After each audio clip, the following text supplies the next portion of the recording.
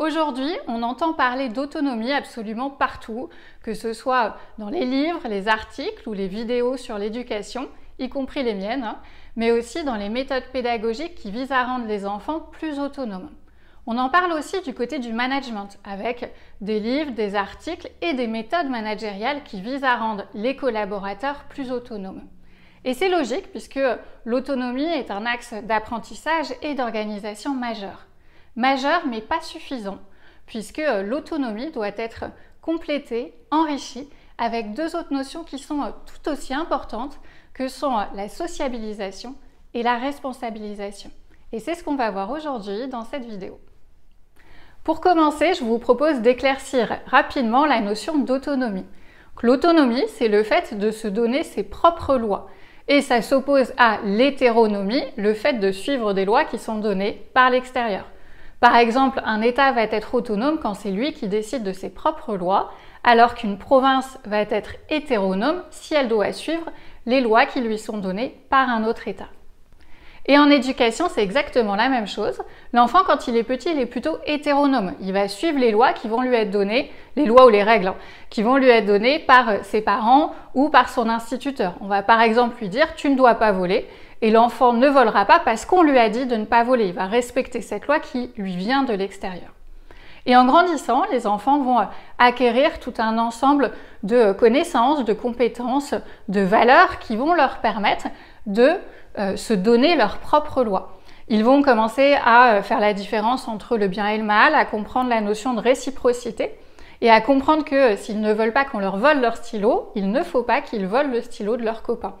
Et au lieu de simplement venir respecter cette règle, tu ne dois pas voler parce qu'on leur a dit de le faire, ils vont l'intégrer, ils vont se l'approprier, ils vont comprendre pourquoi est-ce que ça n'est pas bien de voler et donc pourquoi est-ce qu'il ne faut pas qu'ils le fassent.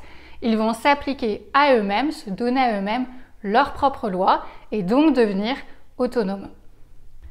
On voit à travers cette définition de l'autonomie à quel point cette notion est importante. C'est un apprentissage qui est essentiel, qui permet aux enfants de venir développer une compréhension fine des enjeux, de se les approprier et du coup de se donner leurs propres règles au lieu d'aller simplement suivre à la lettre des règles qui leur seraient données de l'extérieur.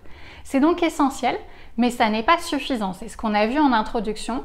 Et pour vous expliquer, pour illustrer pourquoi est-ce que l'autonomie n'est pas suffisante, je vais vous donner deux exemples très concrets. Dans ces deux exemples, on va parler de tenue vestimentaire et on va prendre l'exemple de ma fille qui a 9 ans et qui s'habille de manière autonome. C'est-à-dire que le matin, elle enfile ses vêtements tout seule, mais c'est également elle qui choisit quels vêtements elle va mettre pour la journée. Et un matin, elle pourrait très bien décider d'aller à l'école en culotte. Sauf qu'il y a fort à parier qu'en arrivant devant la grille de l'école, la directrice lui refuse l'accès à l'école et lui demande d'aller mettre une tenue plus décente. Pourquoi? Mais tout simplement parce qu'il y a des règles, des codes de vie en société et de vie dans le collectif, notamment dans le collectif de l'école, et qu'il faut en tenir compte de ces règles et de ces codes. Quand on s'habille le matin, on ne choisit pas uniquement ses vêtements de manière autonome, c'est-à-dire en se donnant ses propres lois, mais on doit aussi tenir compte des règles et des codes de la vie en société. Alors on peut choisir de les ignorer, ces règles-là, et de se mettre en marge de la société. Sauf dans l'exemple que je vous donne, puisque ma fille est obligée d'aller à l'école, et dans ce cas-là, elle est bien obligée d'aller suivre les règles et les codes de son établissement scolaire. Donc on voit que l'autonomie ne suffit pas, il ne s'agit pas seulement de se donner ses propres règles, mais également de venir tenir compte des règles et des codes de la société dans laquelle on s'intègre. Deuxième exemple, on parle toujours de tenue vestimentaire avec ma fille qui s'habille de manière autonome le matin et qui peut très bien choisir de mettre un t-shirt un jour où il va neiger. On va sortir dehors et là elle va me dire « Maman, j'ai froid et c'est de ta faute parce que tu ne m'as pas dit de mettre un manteau ou des vêtements plus chauds. » Et là, on voit toute la limite de l'autonomie si elle ne s'accompagne pas de responsabilisation, c'est-à-dire du fait d'assumer ses propres choix. Oui, je suis autonome et je me donne mes propres lois, et en plus, je vais assumer les choix que j'ai faits. Je ne me dédouane pas en rejetant la faute sur quelqu'un d'autre. Donc on voit dans ces deux exemples à quel point l'autonomie doit être associée à ces notions de sociabilisation et de responsabilisation pour vraiment venir être complète.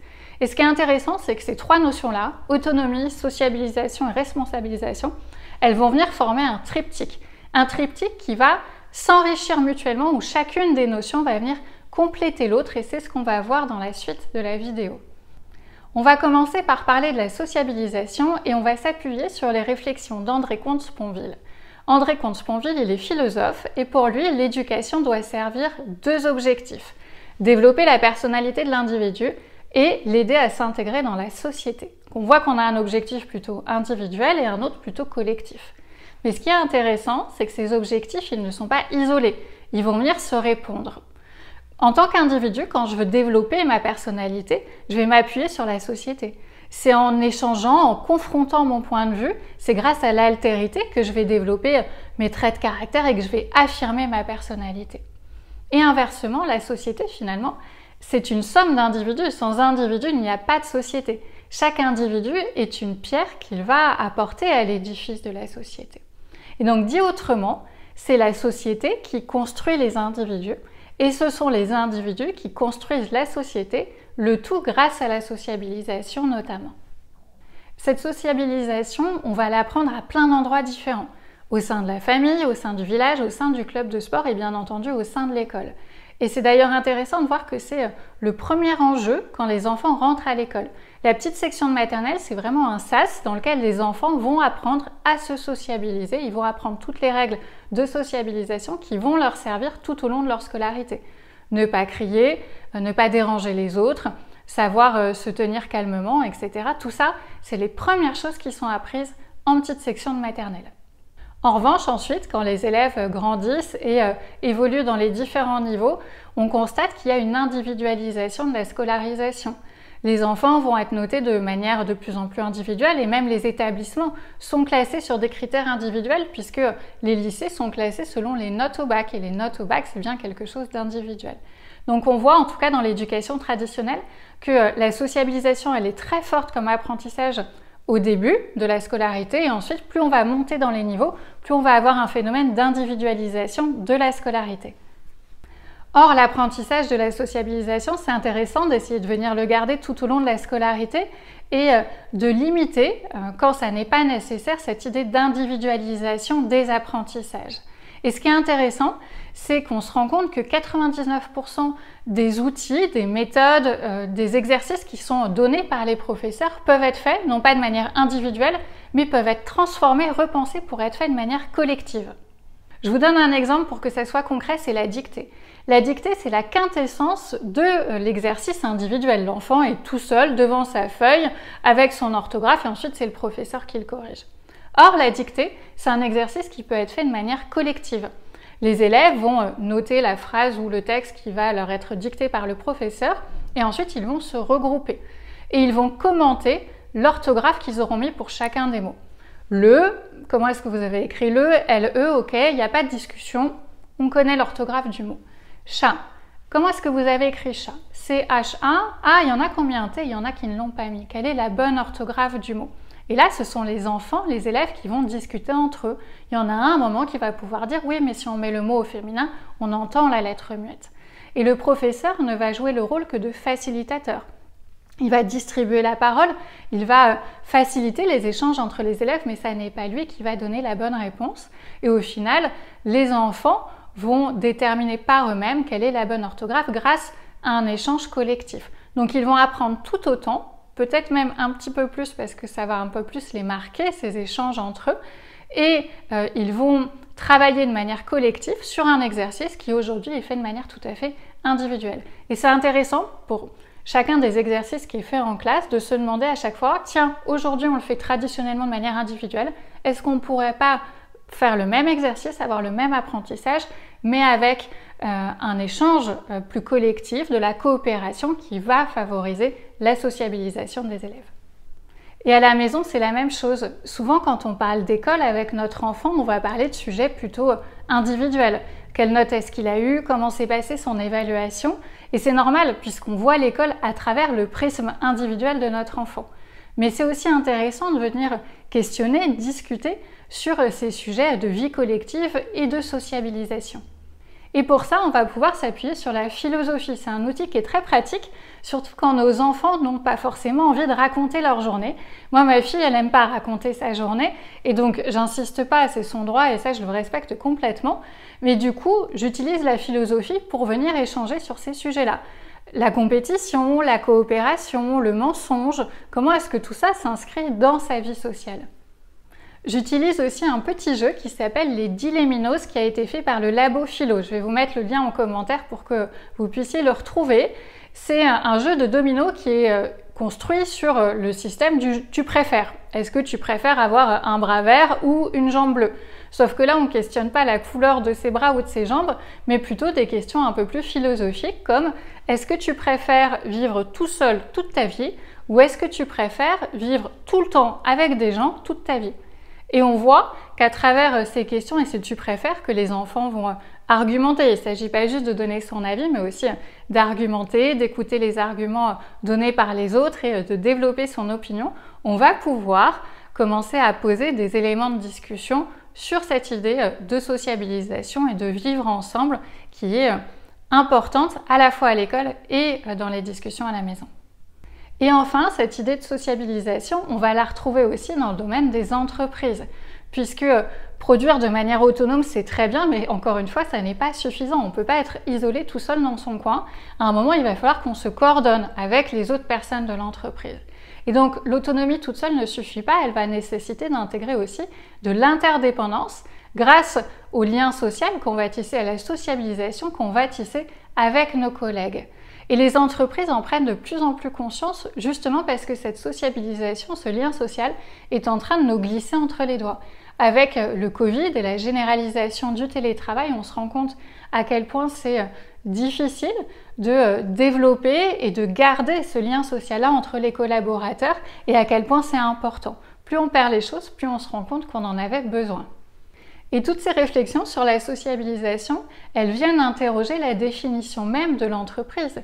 Est-ce que c'est une somme d'individus qui produit de manière totalement autonome ou est-ce que c'est une association de personnes qui vont travailler ensemble dans le but de réaliser un projet collectif? Et cette question-là, on peut aussi la poser pour l'école. Est-ce que l'école est une somme d'élèves qui travaillent de manière autonome ou est-ce que c'est un projet collectif, voire un projet de société? On a parlé d'autonomie, on a parlé de sociabilisation et maintenant on va parler de responsabilisation, le troisième élément de notre triptyque. Le fait d'être responsable, c'est le fait d'assumer ses choix et de répondre de ses actes et de ses décisions. Souvenez-vous de l'exemple que j'ai donné au début de la vidéo de ma fille qui avait mis un t-shirt et qui n'assumait pas une fois qu'elle était dehors et qu'elle avait froid sa décision et qu'elle disait que c'était ma faute si elle ne s'était pas habillée assez chaudement. Dans ce cas-là, elle n'était pas responsable. Elle ne répondait pas des décisions et des actes qu'elle avait pris. C'est donc important de venir apprendre à nos enfants à être responsables autant qu'à être autonomes. Et pour ça, on va pouvoir agir. Quand je dis on, je parle autant des parents que des enseignants. Ça concerne tout le monde. On va pouvoir agir sur 3 grands champs. La première chose, ça va être d'attribuer les actions aux enfants. Qu'elles soient positives ou négatives d'ailleurs. L'idée, c'est pas du tout de les accabler en disant c'est de ta faute, c'est toi qui as fait ça, assume, etc. Mais à chaque fois que les enfants font quelque chose, de dire tu as fait ça et en voici la conséquence. Que la conséquence soit positive ou négative, ça marche aussi quand on dit tu as énormément travaillé et donc tu as gagné ta ceinture noire en judo. Ça marche dans tous les sens, mais l'idée c'est de bien faire le lien entre les actions des enfants et les conséquences de ce qu'ils ont fait ou de ce qu'ils ont dit. Ensuite, le deuxième champ d'action, ça va être d'accompagner les enfants dans leur responsabilisation. On va pouvoir leur donner des responsabilités, ils vont faire les choses de manière autonome et on va les accompagner, on ne va pas les laisser se débrouiller tout seuls. Par exemple, s'ils font leur cartable ou leur sac de sport de manière autonome, ça peut être intéressant de venir leur donner une petite checklist pour qu'ils puissent vérifier la liste des affaires qu'ils doivent prendre et ne pas en oublier. J'ai consacré une vidéo justement à ce sujet-là, je vous mets le lien si vous voulez aller la regarder un peu plus en détail. Et enfin, le troisième élément, ça va être de donner à son enfant des responsabilités. Alors quand il est petit, ça va être des responsabilités assez simples et ensuite plus il va grandir, plus elles vont se complexifier. Mais l'idée, c'est de lui montrer qu'il est digne de confiance et que donc il peut assumer des responsabilités et être responsable. J'ai aussi consacré une vidéo qui explique vraiment en détail comment est-ce que vous pouvez responsabiliser des enfants jeunes et leur donner des responsabilités. Je vous mets le lien aussi si vous voulez aller plus loin. Donc toutes ces actions vont contribuer à développer la responsabilité individuelle de notre enfant. Et en parallèle, ce qui va être intéressant, c'est de venir travailler aussi sur sa responsabilité collective. puisque être responsable, ça n'est pas seulement juste assumer ses décisions tout seul dans son coin, mais c'est aussi assumer et contribuer à un avenir collectif qu'on va essayer de rendre meilleur, plus enviable. Donc pour ça, on va pouvoir par exemple inviter ou proposer à notre enfant de s'inscrire dans une association pour qu'il vienne contribuer à un collectif. On peut aussi l'emmener quand on est au bord de la mer ramasser des déchets sur la plage pour lui montrer qu'on essaye de contribuer à un avenir un peu plus écologique. Et enfin, ce qui va être intéressant, c'est d'utiliser les élections pour venir montrer à notre enfant cette idée de responsabilité collective. L'élection, c'est par définition un acte individuel qui vient contribuer, orienter des choix de vie collectifs. Et donc c'est intéressant de venir expliquer ça à nos enfants. On peut utiliser des élections municipales, nationales, peu importe. L'idée, c'est de venir leur expliquer le fonctionnement de l'élection, de les emmener voter avec nous, pourquoi pas. En général, c'est des choses qu'ils aiment beaucoup. Mettre le papier dans l'urne en mettant à voter, ça les fait toujours rigoler. Et au-delà de ce côté ludique, c'est vraiment intéressant d'utiliser cette idée des élections pour dire mais on a une responsabilité individuelle de voter et elle va permettre d'avoir une action, un impact sur une responsabilité plus collective pour savoir où est-ce qu'on veut emmener notre ville, notre pays, etc. Et ces notions de responsabilité individuelle et collective, on va aussi les retrouver en entreprise. En entreprise, être responsable individuellement, c'est assumer, répondre de ses décisions et de ses actes de manière personnelle. Mais c'est aussi, de manière plus collective, être responsable de l'avenir de l'entreprise, de traiter ses dysfonctionnements et d'essayer de faire en sorte qu'elle puisse s'améliorer de manière continue. Et ça suppose du coup de ne pas avoir des réactions du type « Ah non mais ça ne me concerne pas, c'est pas mon périmètre » ou « Non mais ça de toute façon c'est mon chef, moi je regarde pas ». Au contraire, assumer sa responsabilité collective, c'est quand on voit un problème, le prendre et si on peut le traiter, ou en tout cas l'amener là où il peut être traité et s'assurer qu'il est traité, encore une fois dans cette idée de ne pas laisser l'entreprise se scléroser à cause de ses dysfonctionnements, mais au contraire d'essayer de l'améliorer et de l'emmener vers quelque chose de mieux et de plus désirable. Or, ce qui est intéressant, c'est que c'est la culture d'entreprise qui va favoriser cette responsabilité individuelle et collective. Une culture d'entreprise dans laquelle on aura un droit à l'erreur. On ne va pas passer notre temps à se demander qui a fait quoi et comment est-ce qu'un tel a mal fait son travail. Non, une culture d'entreprise dans laquelle on ne va pas passer notre temps à chercher des coupables. Une culture d'entreprise qui va plutôt être orientée solution. On va se concentrer sur le fait d'améliorer les choses plutôt que de se demander qui est-ce qui a fait ça et à qui revient la faute. Et cette culture d'entreprise, elle est portée par le management et par la direction. C'est parce qu'il y aura cette exemplarité au niveau du top management qui sera orienté solution, qui va favoriser le droit à l'erreur et qui ne sera pas dans la recherche de coupables, qu'ensuite ça va cascader au niveau de l'ensemble des collaborateurs et que ça va diffuser cette manière d'être, cette manière de se comporter et que ça va favoriser la responsabilité individuelle et la responsabilité collective. En synthèse, on voit à quel point ces idées d'autonomie, mais aussi de sociabilisation et de responsabilisation sont interconnectées et essentielles. Quand je suis autonome, je me fixe mes propres règles parce que j'ai développé des valeurs, des connaissances qui me permettent de m'approprier les règles et pas seulement d'aller suivre des règles qui me sont données de l'extérieur. Mais parmi les règles que je vais me donner, il y a aussi des codes et des règles qui viennent du collectif dans lequel je m'inscris. Ce n'est pas uniquement des règles que je me donne à moi-même, toute seule, isolée dans mon coin. Je vais aussi intégrer les règles et les codes du collectif dans lequel je vis. Collectif vis-à-vis duquel j'ai une responsabilité. Une responsabilité pour essayer de l'emmener vers quelque chose de meilleur, vers un avenir plus enviable. Et donc, je vais assumer non seulement ma responsabilité individuelle, c'est-à-dire répondre des actes que je vais prendre de manière autonome, toute seule, mais je vais aussi assumer une responsabilité collective, c'est-à-dire essayer de contribuer à améliorer ce lien social, à améliorer cet avenir collectif vers lequel on va aller tous ensemble. Et enfin, si vous voulez aller plus loin pour développer l'autonomie et la responsabilisation, encore une fois les deux vont ensemble, j'ai dédié un certain nombre de vidéos à ces sujets-là, je vous mets toute la playlist et comme ça vous pourrez aller les regarder.